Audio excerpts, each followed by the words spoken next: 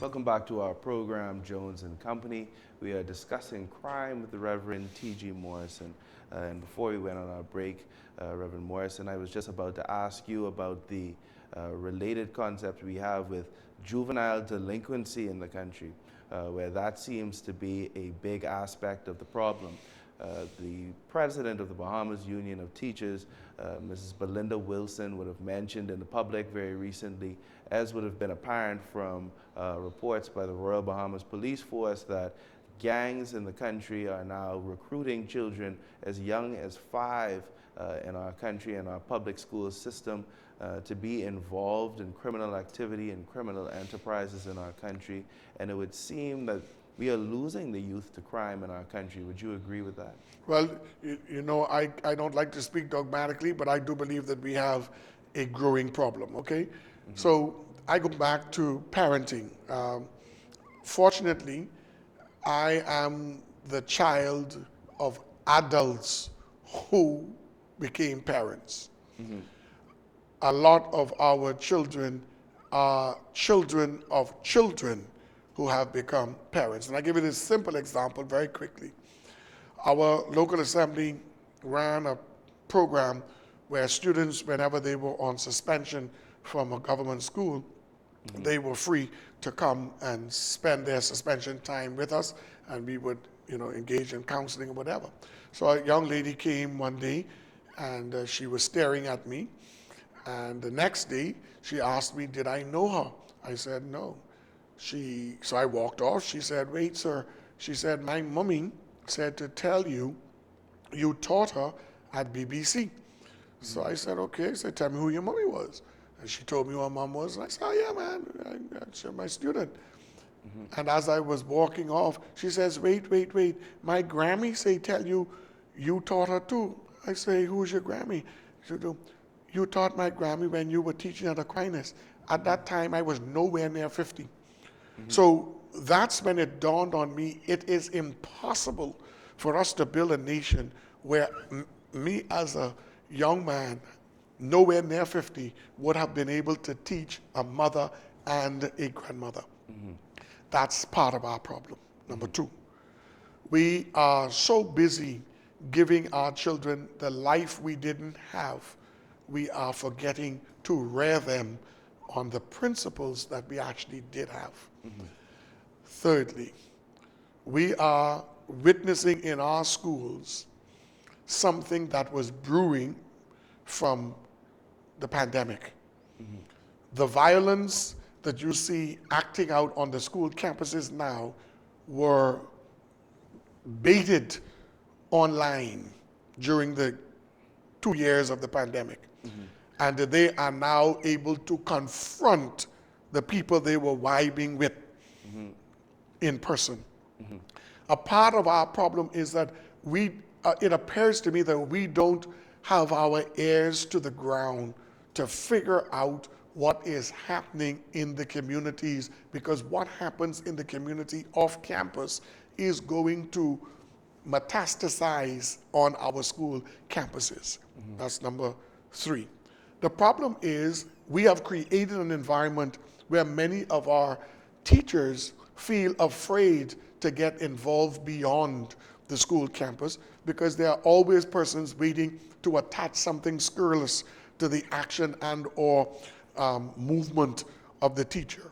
So they're determining in themselves, you know what, I'm not going to get involved beyond what I'm paid for, because at the end of the day, my reputation is at risk. I mean, I grew up in an era where I'll call his name, A. Leonard Archer would put the children in his vehicle, bring them home to the parent to say what his findings were. I can think right now, and I say him because I can think of my brother at the age of 13 that he found smoking dope at C.C. Sweeting.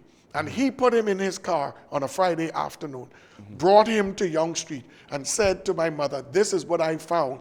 Mm-hmm. And if you don't get some help, for him and partner with this school, he is going to be a menace to you and to his society and to himself until he died. Well, I wouldn't tell you that Leonard Archer was a prophet, because that's exactly what happened to my brother. He was one of those persons who fell through the cracks. But what I tell you that story because those were instances where teachers went above and beyond the call of duty. And we have in our teaching system right now persons who are prepared to go above and beyond, but they don't feel protected if they go above and beyond, because they become targets for those who have less than honorable mindsets. So that has contributed to us somewhat losing the village concept in how we rear our children in our society.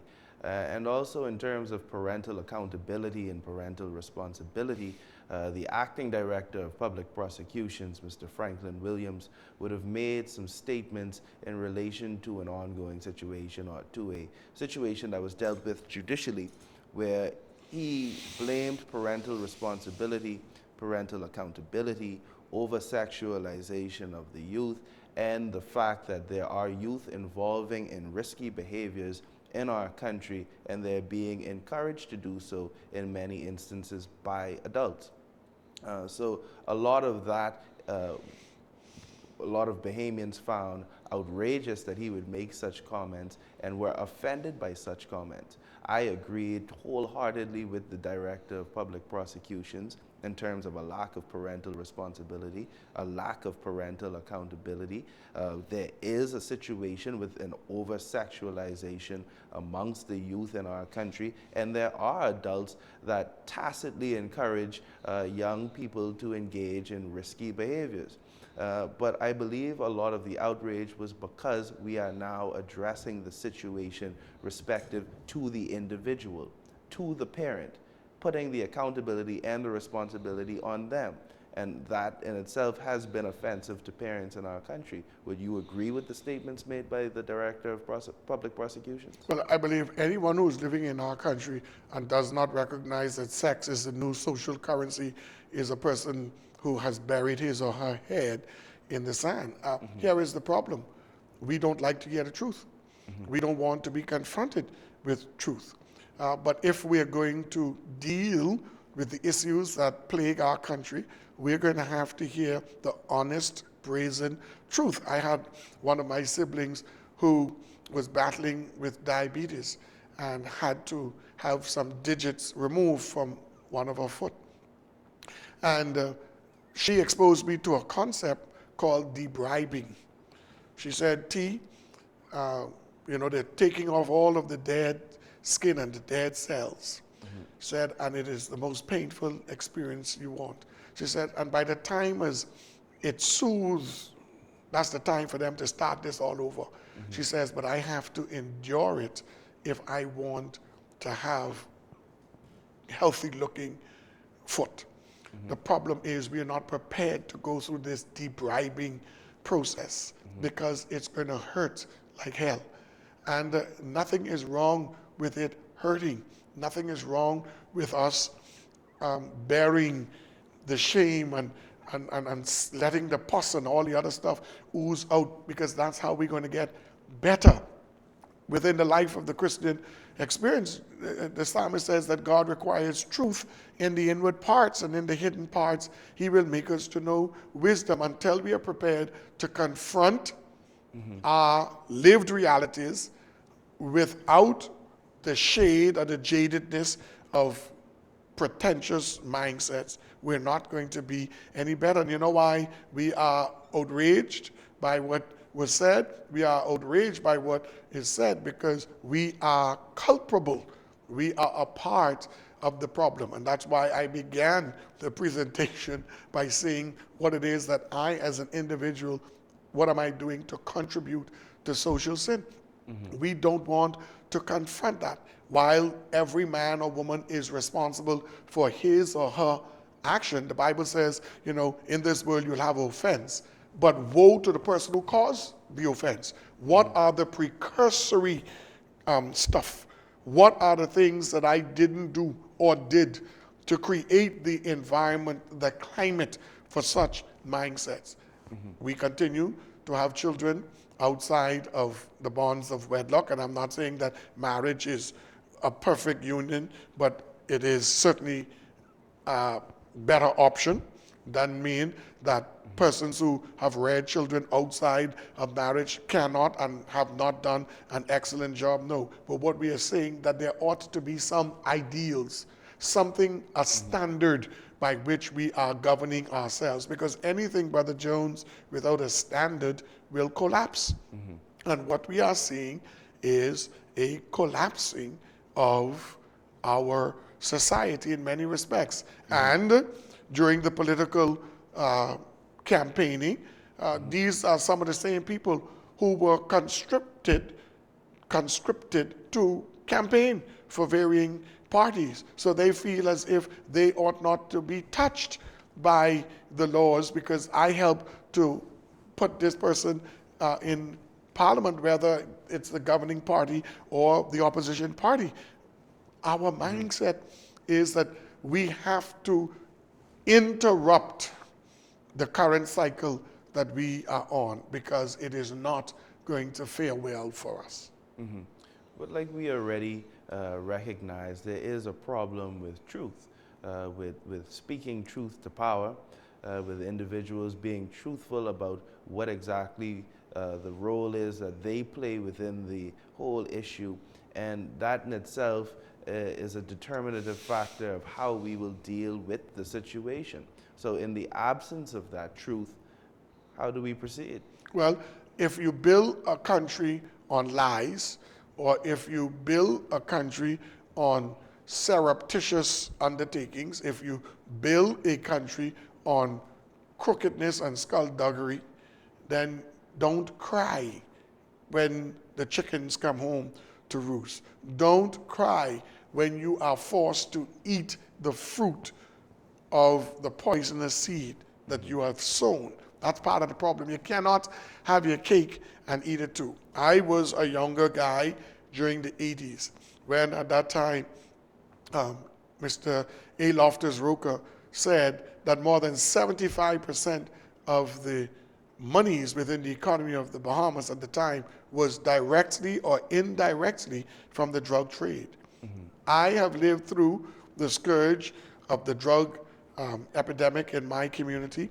I know of persons who I grew up with who got caught up in the drug culture. I shared with you a few moments ago one of my siblings who till his dying day was caught up in that web. I know what evil it is. I have lived through it.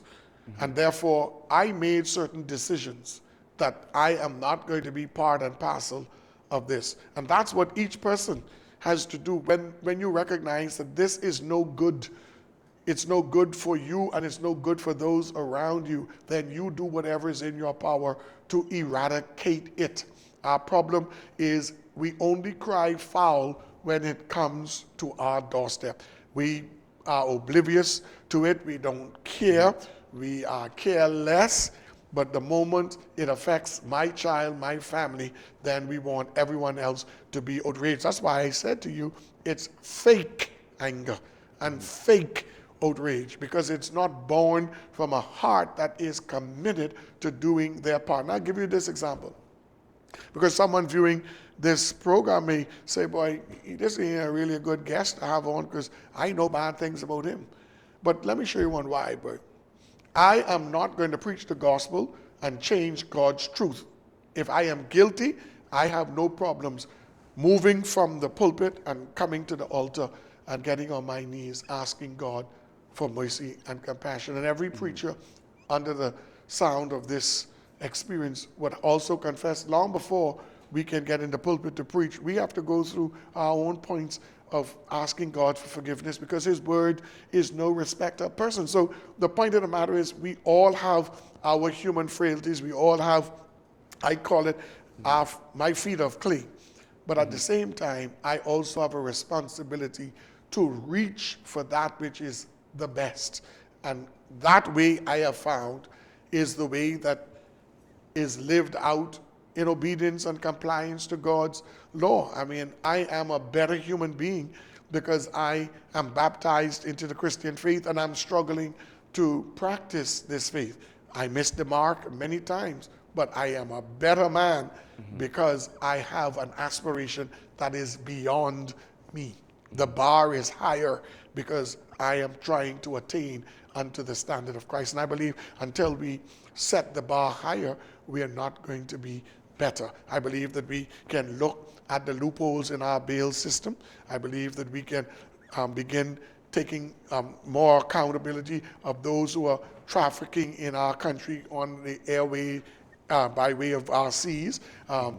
We are an archipelagic nation. There's no way we can police all of our borders, but I believe that there are many things that are slipping through the cracks. I saw an article the other day where they noticed the connection between South Florida and the Bahamas with illegal gun trafficking. So if we have the intelligence and we know, then we ought to step up our game and ask the partners around us to help us in this fight. We don't make guns here, and it seems as if everybody and their cousin, plus the rat and the cat, owns a gun, and it's coming from somewhere.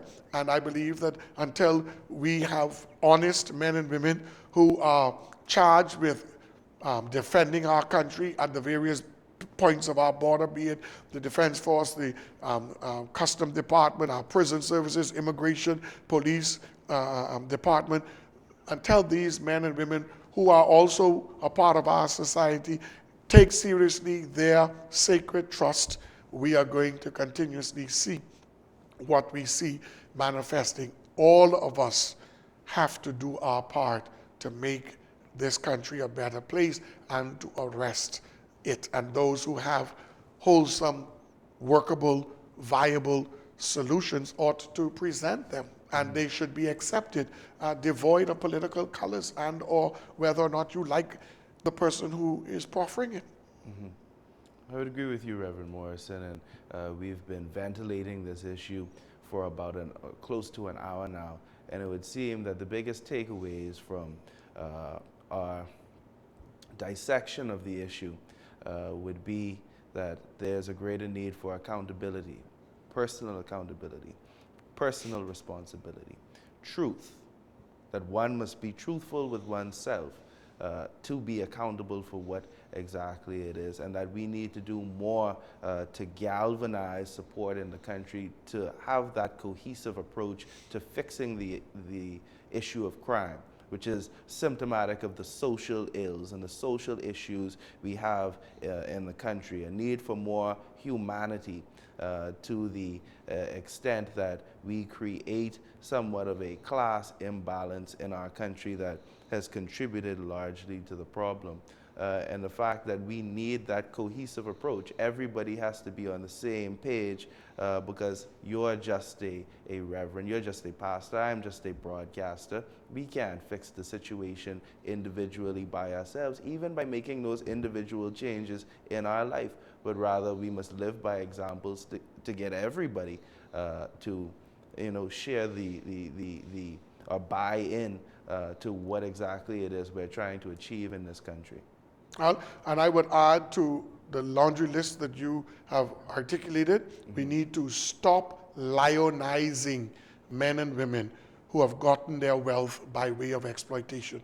Because what we are signaling to our people is that you don't necessarily have to be characterized by industry, that greed can get you to the top by surreptitious and predacious movements. You can get ahead, and at some point you will be celebrated and venerated in the country and extolled as a role model. We need to stop lionizing men and women who have received wealth based on exploitation.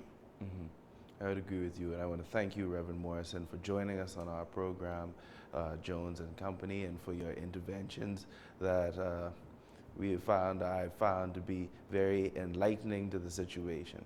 Well, thank you for the opportunity, and I pray that each of us will do our part under God to make a difference. And just remember, the psalmist says, except the Lord builds the house, they labor in vain that build it, and except the Lord guards the city, the watchman stands wake in vain. So our efforts outside of divine intervention and submission to God and Jesus Christ is not going to fare well for us. Yes, sir.